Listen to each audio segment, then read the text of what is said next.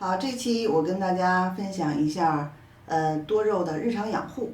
很多新手呢不知道怎么养护，看着别人的多肉又胖，颜色又好看，自己的多肉却绿的又瘦又长。那我现在就以北方为例，因为我们的坐标是多伦多，纯北方气候。基本上春天的时候4、5月份，我就会把多肉拿到外边来。但是拿到外边的时候呢，不能直接就暴晒。因为这个多肉在冬天的时候啊，在屋里边，玻璃已经隔掉了90%的紫外线。那它刚出来的话，紫外线太强，它容易灼伤，这上的叶片容易变黑。所以呢，我们拿出来的时候要大概有10来天左右的遮阳的时候，我会用遮阳网，因为肉儿比较多，我会用遮阳网把它遮上。有没有用遮阳网呢？可以放在花荫下、树荫下这种不让太阳直晒的地方。大概过渡10来天，这样呢，它适应了紫外线，那它就没问题了，它就不会被晒伤了。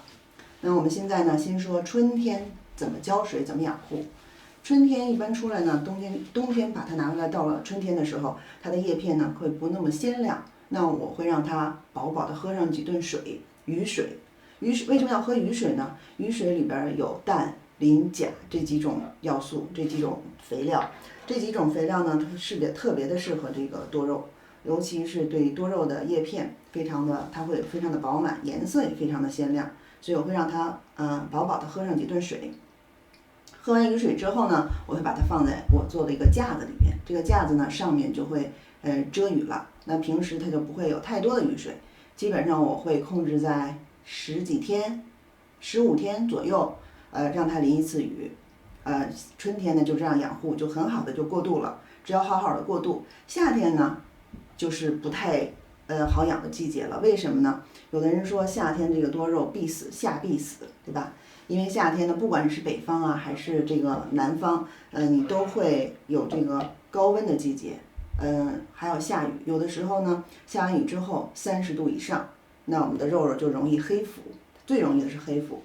所以夏天呢，注意控水，就不能像春天一样再那样给水了。那夏天的时候呢，我们尽量呢少给水，浇水的时候呢，在早上或者是晚上没有太阳的时候，太阳下山的时候，或者是早上的时候。第二要注意看气温，如果是第2天超过了30度，头1天就不要再浇水了。那我们呢就是又该遮阳了，把遮阳网拉上，或者是你放在东边的院子啊，或者是树荫、花荫下面。比较容易出状态的这个是灵影，这个呢，雪天使，这都是比较容易出它状态的。但是它们到夏天的时候，颜色会退下去。很多多肉植物在夏天的时候，由于高温，它的颜色就不会太鲜亮了。包括这个辣牡丹，那辣牡丹夏天的时候呢，它呢颜色也会淡下去。那到了秋天，那就是所有的多肉最漂亮的时候了。这个辣牡丹在秋天的时候呢，要么就变成这样上面这种纯红，要么就变成果冻色这种纯黄。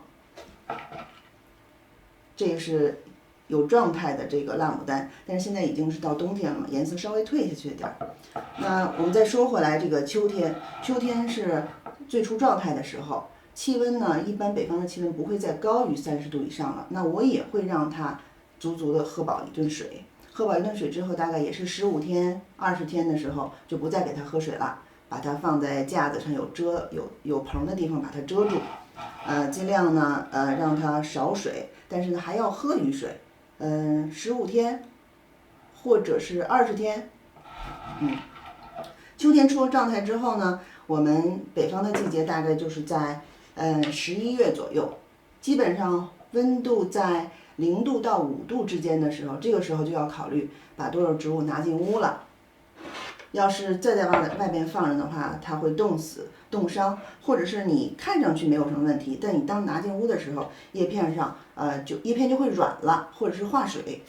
那在进屋之前呢，冬天进屋之前呢，记住进屋前15天左右不要淋雨，也不要浇水。如果你淋雨或者浇水拿进屋里，因为北方是有暖气的，一进屋就20几度。那比外面呢就是会暖和很多，这时候它就会生长，它就变颜色了，就又变回绿色给你看。我们要保持它在秋天的状态，所以呢，冬天的时候呢，拿进来之前15天不要浇水。那冬天怎么养护呢？冬天进来的时候，看这个秋栗，基本上就是秋天进来的样子。现在已经拿进屋里大概1个月了，25天到1个月吧。那还没有给它浇过水。到冬天的时候，屋里面呢浇水呢，基本上就是掌握像这种老桩啊，掌握在20天到1个月浇一次水。那浇多少呢？拿这种喷壶2下、3下，基本就够了。就这样3下，这是老桩。那像这种小一点的呢，它盆儿也小，所以呢它不会储存太多的水。这种1下2下就够了，就是这么很少很少的水。看这几盆呢是入冬之后我都没有浇过水的，1下把它沿着这个花盆的边儿上浇，尽量不要浇在这个叶子上，因为冬天呢虽然说紫外线比较少，但是你如果放在窗台上的话，会有灼伤的。就是这样2下好了。看看这盆相对老一点的，那也是2到3下，1下、2下、3下，好了，就是这样。冬天呢，紫外线比较少，所以呢，我们尽量把它放在靠窗的地方。为什么靠窗呢？最好紧挨着窗。那挨着窗的目的是让它有温差。白天的时候呢，阳光会很足，它可能会达到20几度。等晚上的时候呢，它紧挨着窗会很凉，所以它的温差应该在10到15度，这样呢，它就会保持这个肉肉的颜色。我们呢也保持大概15到30天。为什么15呢？有一些小一点的苗，你可以15到20天。好，春夏秋冬我们都讲过了，这个肉肉怎么养护，怎么浇水。其实最主要的是控水、养根儿、阳光。那你做好了这几点之后呢，你的肉肉肯定会美的。好了，你们还有什么问题，请给我留言吧。